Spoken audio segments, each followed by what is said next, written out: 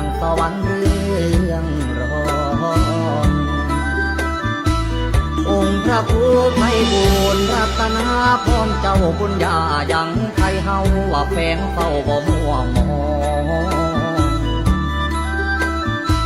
พระเทโรโพธิญาณเนกนำสภาวิชาทรงเพียรภาคปฏิปทาภาวนาตามคำร้อ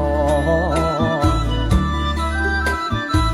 ประเสริฐคุณนั้นบุญล้นประเสริฐผลนั้นเพื่อแก้วรัศสีจ้าวังแววจังคือแก้วใส่เฮืองหองต้องเป่าสมัย